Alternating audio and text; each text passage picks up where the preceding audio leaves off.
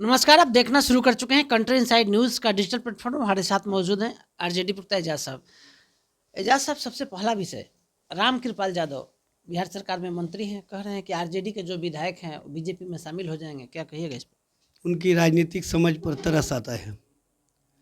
उनको इतना भी राजनीति का पता नहीं है कि 25 विधायक की बात कर रहे हैं तो उसमें तेजस्वी प्रसाद यादव जी भी है।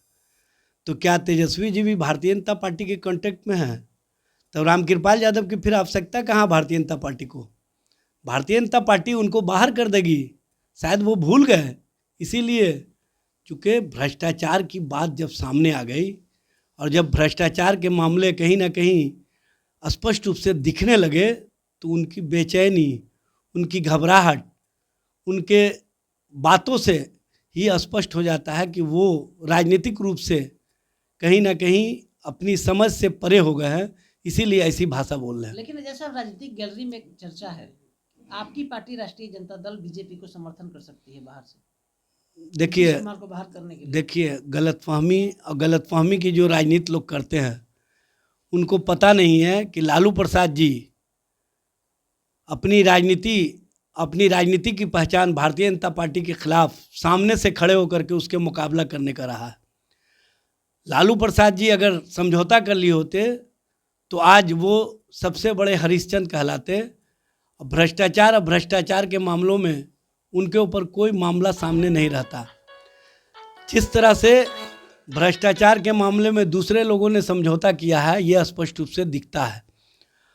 लालू प्रसाद जी नाम है विचार का, लालू प्रसाद जी नाम है भाजपा के नीतियों का विरोध का, लालू प्रसाद जी नाम है सामाजिक न्याय की धारा की मजबूती का, लालू प्रसाद जी नाम है धर्मनिरपेक्ष शक्तियों की एकता की मजबूती का, और लालू प्रसाद जी की पहचान है भाजपा के खिलाफ कभी ना समझौता करने का। और लालू प्रसाद जी के ही राह के राही हैं तेजस्वी प्रसाद यादव। इसलिए ऐसी बातें जो लोग बोल रहे हैं, दरअसल उनको एक बात तो समझ में आ गई है कि जो लालू जी और तेजस्वी जी राजनीतिक रूप से विचारवान हैं, राजनीतिक रूप से भारतीय जनता पार्टी के खिलाफ जो खड़े हैं, तो कहीं ना कहीं उनकी राजनीति की पूंजी है। उनकी राजनीति की पूंजी से ही भारतीय जनता पार्टी और उसके अलायंस पार्टनर को डर लगता है, इसीलिए इस तरह की भाषा बोलते हैं, इस तरह का अनर्गल प्रलाप करते हैं। सच और सच्चाई तो यह है कि ऐसी भाषा बोलने वाले लोग भारतीय जनता पार्टी के साथ हैं।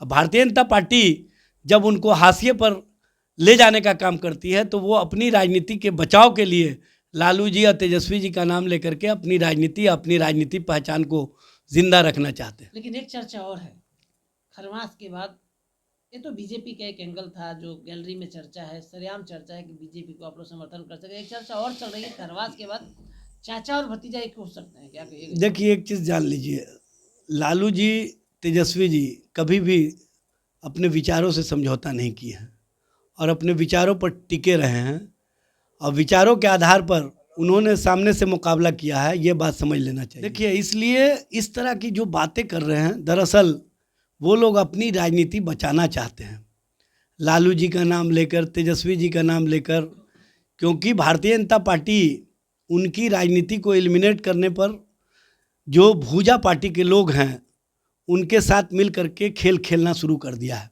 और उनको समझ में आ गया है कि अब हम कुमार को समझ में आ गया है भाई, और किसको समझ में आएगा? उनको समझ में आ गया है कि भारतीय जनता पार्टी हमारी राजनीति और राजनीति को जिस तरह से चुनाव के पहले एलिमिनेट करने की राजनीति कर रही थी, मजबूरी बस हमको मुख्यमंत्री मान लिया है, लेकिन भारतीय जनता पार्टी को जो कसक है, जो टीस है, उसको कहीं ना कहीं वो परिवर्तित करना चाहती है अपने लोगों को सत्ता दे करके। तो इसलिए इस तरह की राजनीति को वो मैसेज दे करके स्पष्ट कर दिए हैं। और जैसे उपेंद्र कुशवाहा के 3 एमएलए को कहीं ना कहीं भाजपा ने अपने साथ मिला लिया है, उसके बाद तो स्पष्ट संकेत है, क्योंकि उपेंद्र कुशवाहा नीतीश जी की राजनीति करते थे। नीतीश जी को इशारा कर दिया है कि अब राजनीति आपके अनुसार नहीं चलेगा, अगर चलेगा तो भूंजा पार्टी और भारतीय जनता पार्टी के अनुसार चलेगा। इसीलिए इस तरह की राजनीतिक कवायद की चर्चा करके अपने आप को लोग बनाए रखना चाहते हैं। लेकिन अब बनेंगे, बिगड़ेंगे, क्या करेंगे वो जाने, लेकिन हम लोग अपने विचार पर टिके हैं और उससे अलग न कभी हुए न हो सकते हैं।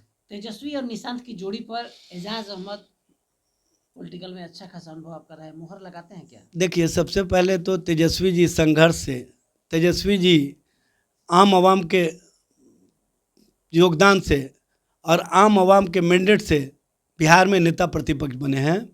और निशांत के संबंध में उन लोगों को एक बात ज़रूर बताना चाहिए, जो लोग कहते थे परिवारवाद की राजनीति, आज परिवारवाद की राजनीति के पैरविकार क्यों बन गए हैं? कहीं ना कहीं ये बात तो स्पष्ट रूप से आ गया कि ये लोग भी परिवार से बाहर नहीं निकलते हैं। जिस तरह से राष्ट्रीय कार्यकारी अध्यक्ष भारतीय जनता पार्टी के बने परिवारवाद के, उसी तरह से अब निशांत की राजनीति को परवान चढ़ाने के लिए भारतीय जनता पार्टी के लोग भी अब नए नए तरीके से बताना चाह रहे हैं। कंट्री इनसाइड का सीधा जैसा आपसे सवाल है, मैं निशांत और तेजस्वी की जोड़ी की बात कर रहा हूँ। देखिए, एक चीज़ बता दे रहे हैं, तेजस्वी जी संघर्ष आंदोलन और जनता के बीच से चुने हुए प्रतिनिधि के तौर पर हैं, और निशांत को अभी राजनीति में आकर के संघर्ष करना है, आंदोलन करना है, अपनी पहचान बनानी है।